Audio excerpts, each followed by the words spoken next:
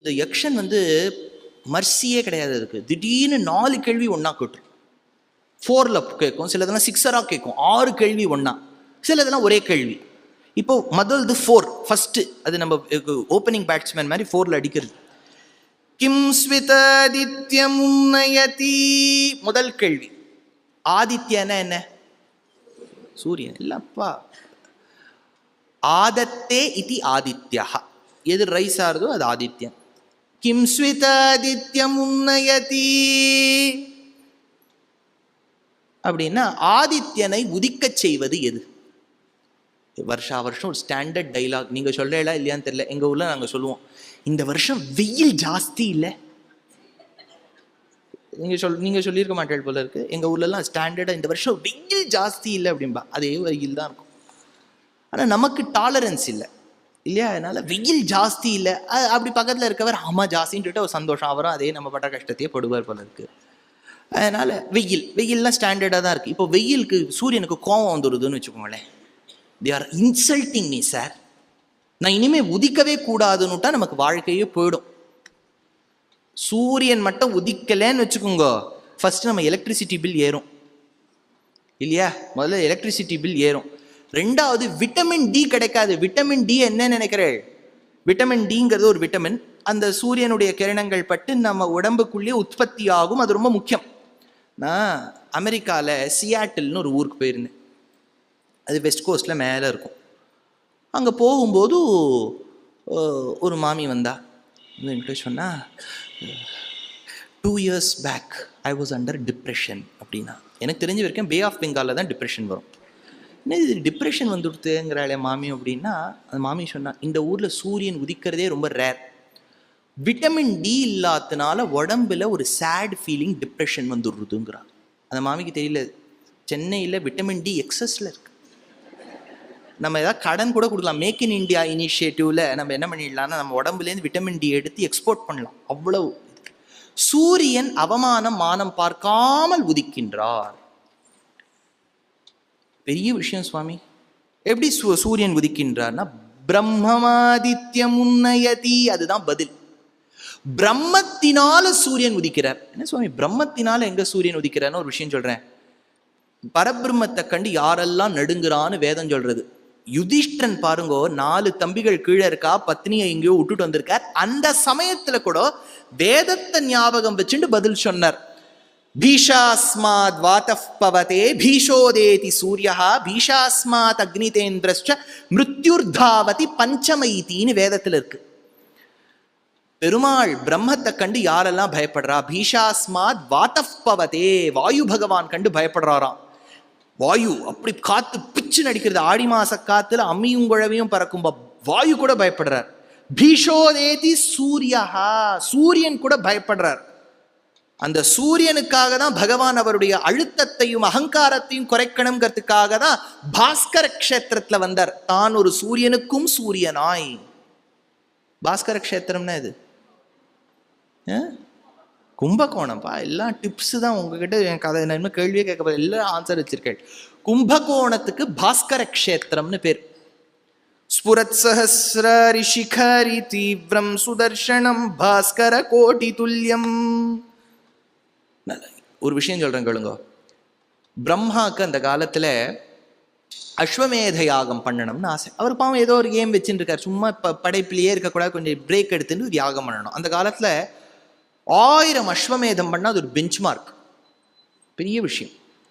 நம்ம ஊர்ல இப்ப பார்லிமெண்ட்ல 4 பில் பாஸ் பண்ணா பெஞ்ச் மார்க் பாருங்க, பெரிய விஷயம் பாஸ் பண்ணா. அந்த மாதிரி 1000 அஸ்வமேதம் பண்ணா. ஆனா ஒரு அஸ்வமேதத்துக்கே போரும் ஆயிடும். ஒரு அஸ்வமேதமே போரும் ஆயிடும். அப்போ பிரம்மா நன்னா தீவிரமா விசாரம் பண்ணார். நாம் படைத்த பூமியில் எப்படி நமக்கு இது சொல்யூஷன் வருதுன்னா பார்த்தார். புக்கெல்லாம் புரட்டி புரட்டி புரட்டி பார்த்தார். அப்பதான் தெரியறது, பேஜ் நம்பர் 236ல ஒரு லைன் இருக்கு. என்னன்னா, சத்தியவிரத க்ஷேத்திரத்தில் செய்யப்படும் எந்த ஒரு கர்மாவும் 1000 மடங்குக்கு சமம். என்ன, நான் ஒரு தடவை சொன்னா 1000 100 100 தடவை. இவர் 100ங்கிறார், அது வேதம் 1000ங்கிறது. அது எது சுவாமின்னா, சத்தியவிரத க்ஷேத்திரம்னா காஞ்சிபுரம். காஞ்சிபுரத்தில் நீங்கள் ஏதாவது ஒரு நல்ல காரியம் ஒரு தடவை பண்ணால் 1000 தடவை பண்ணதுக்கு சமம். அதனால் நீங்கள் 1000 பேருக்கு சாப்பாடு போடணும்னு வச்சுக்கோங்க. நேரம் என்ன பண்ணுங்கோ, ஒருத்தரை கூட்டுன்னு காஞ்சிபுரத்துக்கு போயிட்டு அவருக்கு சாப்பாடை போட்டுட்டு சுவாமி 1000 பேருக்கு ஆயிடுத்து, 1 = 1000. சத்தியவிரத ஈஸி, இதெல்லாம் புராணத்திலே இருக்கு, சத்தியவிரத க்ஷேத்திர மகாத்மியத்தில். பிரம்மா என்ன பண்ணார், அங்கே கரிகிரின்னு ஒரு மலை, அந்த மலைக்கு மேலே உட்காந்து யாகம் எல்லாம் பண்ணார். தேவதைகள்லாம் வந்து நின்றுட்டு அட்டென்ஷனில் இவரே யாகம் பண்ணுறார். ஒய்ஃபை கூட்டார். என்னவோ சரஸ்வதி மாமிக்கும் அந்த பிரம்மாவுக்கும் அன்றைக்கி பெரிய ப்ராப்ளம். அவாத்தில் என்னவோ சண்டையெல்லாம் என்ன காரணம்னு புராணம் சொல்லலை. என்னவோ அவர் ஏதோ பில்லை கட்டுங்கிற அது மாமா கட்டலை போல இருக்குது. அதனால் ஏதோ 2 பேருக்கு சண்டை. அதனால் சரஸ்வதி நான் பார்ட்டிசிபேட் பண்ண மாட்டேன்ட்டா, நான் வரமாட்டேன்ட்டா. சரஸ்வதி பத்னி இல்லைன்னா யாகம் பூர்த்தி ஆகாது. அவர் இப்படி உட்காந்துட்டே இருக்க வேண்டியதுதான், ஹவிஸே கொடுக்க முடியாது. அதனால அவர் ரொம்ப சாமர்த்தியமாக என்ன பண்ணார், அந்த காலத்தில் ஒரு ஸ்டெப்னி, அதாவது பேக்கப் வச்சிருக்காரு. இன்னொரு கல்யாணம் பண்ணிட்டு இருக்கு. சாவித்ரின்னு ஒரு லேடியை கூட்டு வந்து கல்யாணம் பண்றார், யாகம் பண்றார். யாகம் பண்ண உடனே இப்ப பகவான் பிரத்யக்ஷமாகணும். த்விரத சிகரி சீம்னாம் சத்வமான் பத்மயோனே துரக சவன வேத்யாம் ஷ்யாமளோ ஹவ்யவாஹ கலஷ ஜலதி கன்யா வல்லரி கல்பசாகி கலயது குஷலம் நஹ கோபிகாருண்யராசிஹி நர். சுவாமி தேசிகன் வரதராஜ பஞ்சாசத்துல அப்படியே அக்னி குண்டத்திலேந்து தேவப்பெருமாள் வரதராஜன் வரார். பெருமாள் வரும்போது எப்படி இருந்ததுன்னு தேசிகன். தேசிகன் மாதிரி யாரும் சொல்ல மாட்டா. பகலோன் பகல் விளக்காக ஆயிற்று.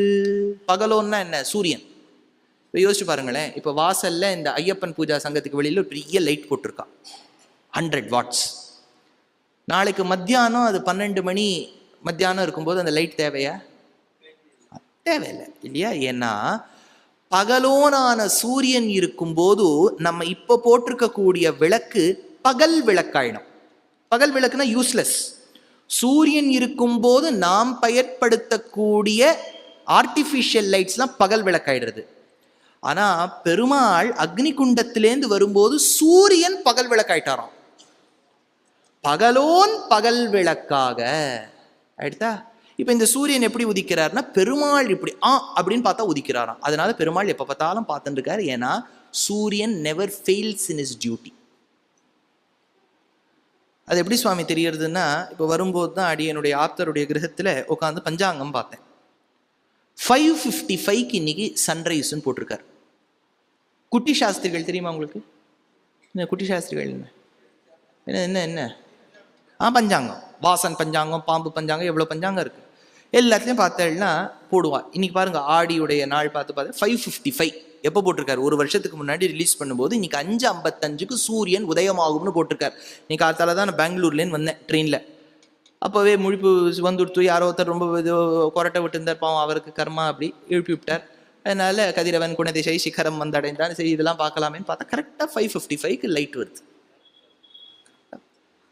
ஒரு வருஷத்துக்கு முன்னாடியே ஸ்ரீரங்கத்து சித்திரவீதியில இருக்கக்கூடிய ஒரு சாஸ்திரிகள் ஆத்துக்குள்ள உட்காந்து கணிக்கிறார் 5:55 சூரியன் உதயமாகும். ஆயிடுதா? அடுத்த மாசம் நான் கரூருக்கு போகணும், டிக்கெட் வாங்கினேன். சுரேஷ் பிரபு சொல்றார், time of departure of train, look at the new time டேபிள்ங்கிறார். அடுத்த மாசம் கிளம்பக்கூடிய ட்ரெயின் எப்போ கிளம்புறதுன்னு நமக்கு தெரியல. சுரேஷ் பிரபு சொல்றார், look at the time table. இப்போ டைம் டேபிளை பார்த்தும் போகணும். இதே சூரியன் உதிக்கின்றார். என்ன ஒரு பியூட்டி இல்லையா? சூரியன் இன்னைக்கு சார் 1 மணி நேரம் லேட்டாக உதிச்சுட்டார்னு யாராவது சொல்றாளோ? ஏன்னா பெருமாளுடைய ஆதேசத்தால் உதிக்கின்றார். அதனால சூரியன் எதனால் உதிக்கின்றார்? பிரம்மம் ஆதித்ய முன்னயதி. அப்படி எடுத்தா சூரியன் ஆதித்ய அப்படின்னா இன்னொரு அர்த்தம் ஆத்மான்னு அர்த்தம். ஆத்மா எதனால் உதிக்கும்? பிரம்மத்தினால். பிரம்மம்னா வேதம்னு அர்த்தம். வேதத்தின் ஞானத்தால் ஆத்மாவுக்கு ஞானம் ஏற்படும். கேள்வி, கேச்ச தஸ்யாமிதஸ்சராஹ. சூரியனோட யாரெல்லாம் வரா? நீங்க ஒரு கேள்விக்கு நான் கேட்பேன், நீங்க அப்படியே ரெடியா வச்சுங்கோ. எனக்கு கொஸ்டின் பேப்பர் லீக் பண்ணிட்டார் வியாசர், எனக்கு பதில் தெரியும். நீங்க உடனே போய் இன்டர்நெட்ல கூகுள் ஆச்சாரியன் கிட்ட போய் கேட்டா அவர் சொல்லுவார். அப்படி சொல்லாம நீங்க பதில் சொன்னா பெரியவா. சூரியன் யாரோட வருவார்? யாரெல்லாம் சூரியனோட வருவா? வேதங்கள். சரி, வெரி குட். 7 குதிரை. முன்னாடி வந்து இந்த அருணன் அவருக்கு ஒரு டிரைவர், பிரமாதமா ஓட்டுவார். 7 குதிரையை வச்சுட்டு இருக்காரு. அது கடிவாளங்கள் தானே, காயத்ரி, உததி, பங்கி, திருஷ்டுப்பு இதெல்லாம் வச்சுன்னு அப்படியே ஓட்டி வரும். அதாயிடுச்சு. ஆனா இதெல்லாம் கம்ப்ளீட் அவருடைய கார். இப்ப யோசிச்சு பாருங்களேன், ஜானவாசத்தில் ஊர்கோலத்தில் யாரெல்லாம் வந்தார்கள்னா, முன்னாடி யாரெல்லாம் பிபி வாசின்னு போறாளோ அவதான் கூட வந்தா. இப்போ கார்ல இருக்கக்கூடிய டிரைவர்னு நம்ம சொல்ல முடியாது. ஏன்னா கார் டிரைவர் காரை ஓட்டின்னு வந்தாதான் கார் ஓடும். அருணன், குதிரை, கடிவாளம், சூரியன், சக்கரம் எல்லாம். ஆனா இதுக்கு விஷ்ணு புராணம் பதில் சொல்றது கேளுங்க. அவர் வரும்போது தேவதைகள்லாம் கூட வருவா. யாரெல்லாம் அந்த தேவதைகள்னா, ஒரு கந்தர்வன் ஒருத்தர் வருவர், பெருமாள் கூட வருவர். சூரியன் வரும்போது பெருமாள் கூட வருவார். அவர் குழந்தையோன்னு சூரியன் கூடவே வருவார். அதனாலதான் 12 மாசங்களுக்கு 12 பேர். கேசவ, நாராயண, மாதவ, கோவிந்த, ரிஷிகேஷ, பத்ம. கேள்விப்பட்ட மாதிரி இருக்கா? துவாதச நாமாக்கள். இந்த 12 பேரும் கூட வருவா. அதனால சூரியன் வரும்போது ஒரு மாசம் ஒருத்தர் டன். ஏன்னா எல்லாருக்கும் போர் அடிச்சு போயிடும், ஒரே ஆள் வந்துட்டான்னா. அதோட கூட ஏதாவது பார்ட்டி இருக்க வேண்டாமா? கந்தர்வன் கூட வருவாருங்கிறது விஷ்ணு புராணம். இப்படி ஒவ்வொருத்தரும் வருவா. அதனால பதில் சொல்றார், சூரியன் யார் வருவானா? தேவர்கள் வருவா. கஸ்ரை நமஸ்தம் நயதி, எது அவனை அஸ்தமிக்க செய்கின்றது? சூரியன் அஸ்தமிக்கவே இல்லைன்னு வச்சுக்கோங்க. இப்ப நீங்க நார்வேக்கெல்லாம் போனீங்கன்னா லேண்ட் ஆஃப் மிட் நைட் சன்னு பேர். ராத்திரி 12 மணி இருக்கும், இன்னும் சூரியன் இருக்கும். நம்மளா லைட் ஸ்க்ரீன் எல்லாம் போட்டு வீட்டுக்குள்ள நம்ம டார்க் ஆக்கி நம்ம அப்படிலாம் போட்டு நம்ம தூங்க வேண்டியதுதான். செட்டிங்னா கரெக்டா இருக்க வேண்டாமா? 6:30 மணிக்கு செட் ஆகுதுன்னா 6:30 மணிக்கு செட் ஆன எதா ஆகணும்னு கேட்டா பதில் சொல்றார், தர்மாஸ்தம் நயதி, தர்மத்தினால் சூரியன் அஸ்தமிக்கிறார். எதனால் உதிக்கிறார்? பிரம்மத்தினால். எதனால அஸ்தமிக்கிறார்? தர்மம். தர்மம்னா என்ன சுவாமின்னா, தர்மத்துக்கு அர்த்தம் பல இருக்கு. என்னன்னா, தர்மம் அப்படின்னு நல்லது பண்ணுங்க சார். தர்மம் என்ன பண்ணுங்க சார், அது ஒரு தர்மம். இன்னொன்று ரைட்டியஸ்னஸ், இன்னொன்று சேரிட்டி, இன்னொன்று என்னன்னா உள்ளுக்குள்ள இருக்கக்கூடிய தன்மை. அர்ஜுனன் கிருஷ்ணரை பார்த்து கேட்டான், கிருஷ்ணா எவ்வளவு பேர் தப்பு பண்றா, அத்தனை பேரும் கிருஷ்ணா மன்னிச்சுருன்னு கேட்டா நீ மன்னிச்சு விட்டுடுற, யூ ஆர் வெரி பேட். உடனே கிருஷ்ணர் என்ன பண்ணார், இவருக்கு புரிய வைக்கணும். அது என்னுடைய தர்மம் டா Arjuna. I don't understand all this தர்மம். உடனே அர்ஜுனன் கையை பிடிச்சுன்னு போனார் கிருஷ்ணர். நெருப்புக்குள்ள கையை விடுனார், விரலை விடுனார். விட்டா தக தக தகான்னு எரியுது. கிருஷ்ணா நீ சொன்னேங்கிறதுக்காக விட்டா என்ன சுடுறது? நான் சொன்னேனோ சொல்லலையோ, நெருப்புக்கு சுடுவது தன்மை. சரி நீ போய் ஜலத்துல கையை விடு. ஜலத்துல கையை ஜில்லுன்னு இருக்கு. நம்ம கெமிஸ்ட்ரியில எல்லாம் படிப்போம், water is a universal coolant. உடனே இல்லை சார் எங்களுக்கு என்ன ஹீட்டர், அது இலாக் ஹீட்டரா? இலாக் ஹீட்டரை திறந்தா ஹாட்டா வருது, அதை நம்ம ஹாட் ஆக்குறோம். ஆனா வாட்டருக்கு எப்பவுமே தன்மை கூலா இருக்கு. விட்டான், ஓ ஜில்லுன்னு இருக்கே கிருஷ்ணா. ஜிலுப்பு தான் தண்ணீருக்கு தன்மை, சுடுவது நெருப்புக்கு தன்மை, குளிர்விப்பது ஜலத்துக்கு தன்மை, மன்னிப்பது என் தன்மை. அதனால நான் மன்னிக்கணுங்கிறது நானா தீர்மானம் பண்றது இல்லை, அது எனக்குள்ள இருக்கு. அதனால தர்மசாஸ்தம் நயதி. சூரியன் எதனால அஸ்தமிக்கிறார்னா அவருக்கு தர்மமா அஸ்தமிக்கிறது. உதிக்கணும் அஸ்தமிக்கணும்.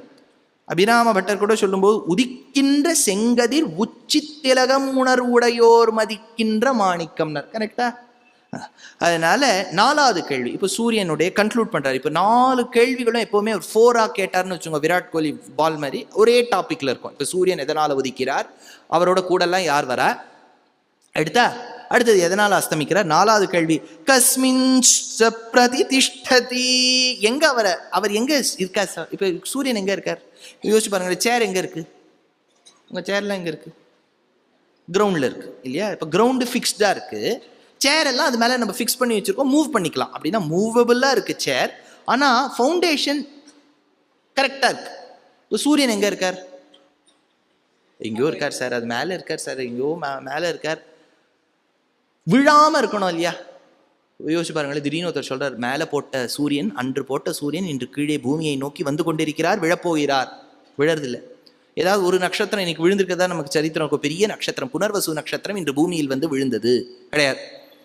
எப்படி சுவாமி எல்லாம் அந்த இடத்துல நிற்கிறது அப்படின்னு கேட்டால், ரிமோட் கண்ட்ரோல் மாதிரி யாரோ ஒருத்தர் கண்ட்ரோல் பண்ணிக்கணும், அதாவது அந்த இடத்தில் நிற்கவும். அதுக்கு தான் மகாபாரதத்தில் ஒரு பிரஷ்னம். தியௌஷ்ச சந்திரர்க நக்ஷத்ரஹ கம் திஷோ பூர்மஹோததிஹி.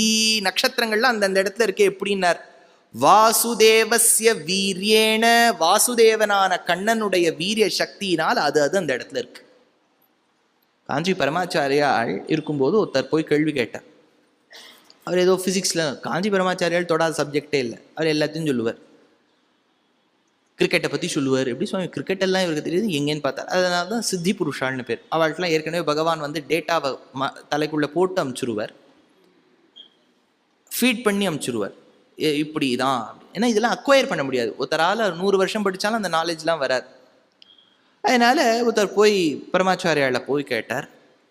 அவரும் இவருக்கு பதில் சொல்றாரு, இவரும் கேள்வி கேட்டார். அப்போ பரமாச்சாரியார் ஒரு கேள்வி கேட்டார். பூமிங்கிறது சூரியனையும் சுத்துறது, கரெக்டா? இப்போ நம்ம கோவிலுக்கு போனால் பெருமாளை பிரதட்சிணம் பண்றோம்.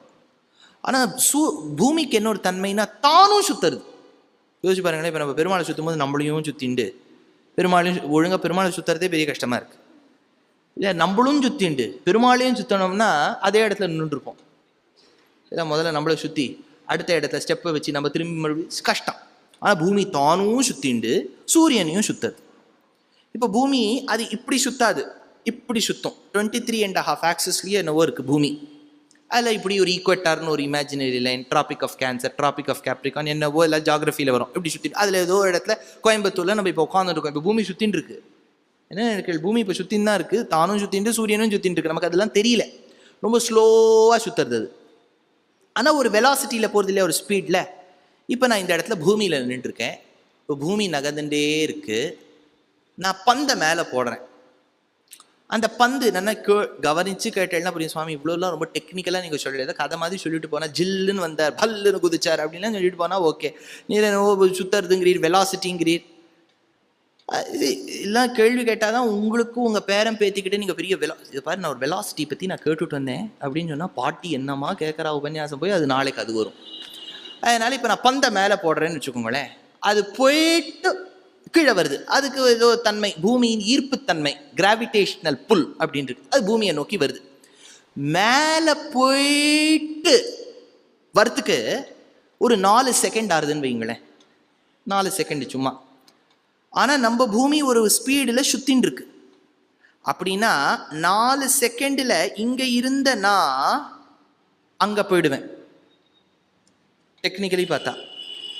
இப்போ அந்த பந்து மேலே போயிட்டு வரும்போது வாஸ்தவமாக பார்த்தா என் கையில் விழக்கூடாது, அது பின்னாடி தான் விழணும்.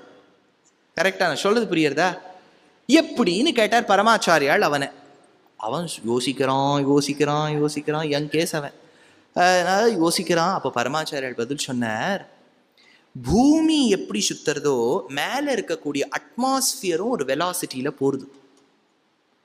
இந்த சுத்தி இருக்கக்கூடிய காத்தும் போறதுனால கரெக்டா இவனும் போறான், காத்தும் போறது. அதனால அவன் கைக்கே அது மறுபடியும் வருது. காத்து மட்டும் நகராம இருந்துடுத்துனா அது பின்னாடி தான் விழணும். சொல்றது புரியுறதா? இதெல்லாம் இவ்வளவு சூக்ஷ்மமா எடுத்து சொல்றாளே, பின்ன எங்க சுவாமி பிரதிதிஷ்டதி அப்படின்னு கேட்டா, எங்க அந்த சூரியன் எங்க அவர் ஃபிக்ஸ் பண்ணி வச்சிருக்கான்னா, சத்தியேஜ பிரதிதிஷ்டதி, சத்தியத்துல நிலைச்சிருக்காராம் சூரியன். சத்தியம்னா என்னன்னா, இதுல ஒரு விஷயம் சொல்றேன் கேளுங்க. சத்தியம் அப்படின்னா ட்ருத்துன்னு அர்த்தம். நிஜம் பேசு, சத்தியத்தை பேசு அப்படின்னா நிஜத்தை பேசுன்னு அர்த்தம் ஆயிடுத்தா. இன்னொரு விஷயம் சொல்கிறேன், அதனால தான் புக்கை எடுத்துன்னு வந்தால் நீங்கள் நோட் பண்ணிக்க முடியும். நல்ல நாளைக்கு எடுத்துன்னு வந்துடுவேன், உங்களுக்கு சொல்ல வேண்டாம். முதல் நாள் பாவம் அது தெரியல, யக்ஷப்பிரஷ்னம்னாலே முதல்ல என்ன சொல்ல போகிறாருன்னு தெரியல, நாளைக்கு எடுத்துன்னு வந்துடுவேன். இதில் என்னென்னா, சத்தியம் ஞானம் அனந்தம் பிரம்மன்னு உபனிஷத் வாக்கியம் இருக்கு. இதுக்கு சாமானாதிகரண்யம்னு பேரு. பின்ன பிரவருத்தி விற்த்தானாம் சப்தானாம் ஏகஸ்மின் அர்த்தம் பிரதிபாத்தியதே இது சாமானாதிகரண்யம்னு நாங்கள் ஸ்ரீபாஷ்யத்தில் சேவிப்போம். சத்தியம்னா என்னன்னா, பகவானுக்கு ஒரு குவாலிட்டி இருக்கு, சத்தியத்துவம். சத்தியத்துவம்னா என்ன சுவாமி அப்படின்னு கேட்டா, அவர் கர்மாவினால் அடக்கப்படாதவர் இல்லையா? நம்ம எல்லாம் நல்லது பண்றோம் சார், யக்ஷப்பிரஷ்னம்லாம் கேட்டுட்டு போறோம் சார், எல்லாம் நல்லதுங்கிற, ஏதோ 100 பசுவை கொடுத்ததுக்கு சமங்கிற. ஆற்றுக்கு போனால் என்ன இருக்குன்னு, சுகர் மாத்திரை எடுத்துக்கணும். அதுக்கு போனால் சுகர் மாத்திரை எடுத்துக்கணும், பிபி மாத்திரை எடுத்துக்கணும், அதெல்லாம் இருந்தால் அதெல்லாம் எடுத்துக்கணும். சார் மகாபாரதம் கேட்குறோமே அதனால போகுமான்னு கேட்டால், நம்ம கர்மாவை அனுபவிச்சுட்டு தான் போகணும். ஆனால் பெருமாளுக்கு அந்த கர்மாலாம் கிடையாது. எவன் ஒருவன் கர்மாவுக்கு அப்பாற்பட்டு இருக்கின்றானோ அந்த தன்மைக்கு சத்தியத்துவம். ஒரு அர்த்தம் சத்தியம்னா உண்மை, இன்னொன்னும் கர்மாவினால் சூழப்படாத தன்மை ஆயிடுதா. இப்போ பகவானுக்கு சத்யநாராயணன் ஒரு பேர் இருக்கு, கேள்விப்பட்டிருக்கல? சத்யநாராயண பூஜாலாம் எல்லாரும் பண்றா பாருங்க. அந்த சத்யநாராயணன் சத்தியத்தில் உண்மையில் நிலை பெற்ற நாராயணன், அல்லது கர்மாவினால் சூழப்படாத நாராயணன். அந்த சத்யநாராயணன் எங்க இருக்காருன்னு கேட்டா, முத்துசுவாமி தீட்சிதர் சாதிக்கிறார், பதரிகாசிரமத்துல இருக்காராம். பத்ரிநாத்ல தான் சத்யநாராயணராம். அது கேள்விப்பட்டிருக்கல? ஸ்ரீ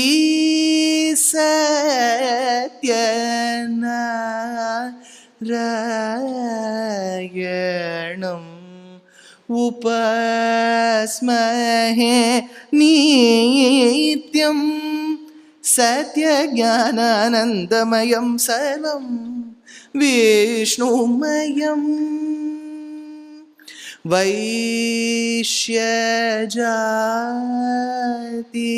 कारणं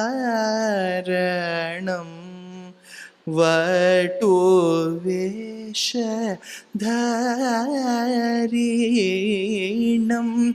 दश जनपरिपालितं वास மான பதரி ஸ்திதம். பதரியில் இருக்கக்கூடியவர் சத்யநாராயணர். எடுத்தா இன்னொரு விஷயம் சொல்றேன் கேட்டுங்கோ. உபனிஷத்துல பெருமாளுக்கு இன்னொரு பேர் சத்தியம். சத்தியம் கிடையாது, அறத்தா போட்டு முழுத்தா போடணும். சத்தியம் அப்படின்னு பெருமாளுக்கு ஒரு பேர் உண்டு. அதனால பெருமாளான சத்தியத்தில் சத்தியமாய் நிலை பெற்றிருப்பவன் சூரியன் என்கின்றபடியால் யுதிஷ்டன் பதில் சொன்னான், சத்யேச்ச பிரதிதிஷ்டதி. சூரியன் மேல 4 கேள்வி. அந்த சமயத்துல 4 பேர் மூர்ச்சையா இருக்கா, யோசிச்சு பாருங்க, பதில் சொல்ல முடியுமா? அவ்வளவு ஞானம் தேக்கி வச்சிருக்கார் யுதிஷ்டர் தனக்குள்ள. அடுத்த ஒரு கேள்வி என்னன்னா, கேனஸ்வித் ஸ்ரோத்ரியோ பவதி. அந்தணரா எப்போ ஒரு ட்ரூ அந்தணர்? ட்ரூ அந்தணர்னா என்ன சுவாமி? உண்மையான ஆனஸ்ட் அந்தணர். அதுதான் சுவாமி இப்போ தேடுகின்றார். அதனால சோ எங்கே என்ன கேட்டார்? எங்கே பிராமணன் கேட்டார். ட்ரூ ஆனஸ்டா. சரி, பூணல் போட்டுக்கிறோம், நம்பிக்கையோட போட்டுக்கிறோம், எல்லாம் இருக்கு. திரைவர்ணிகாளுக்கும் பூணல் உண்டு இல்லையா சுவாமி? அதெல்லாம் இருக்கட்டும் சுவாமி, வராக பகவானுக்கு உண்டா? உண்டு. பெருமாளுக்கு வராக அவதாரம் எடுத்தாலும் உண்டு ஸ்ரீமுஷ்ணத்தில். அதனால தான் இப்போ தமிழகத்தில் போஸ்டர் போட்டு வச்சிருக்கா இல்லையா? பன்றிக்கு பூணல் உண்டு. ஆமா, பன்றிக்கும் உண்டு, வராக பகவானுக்கும் உண்டு.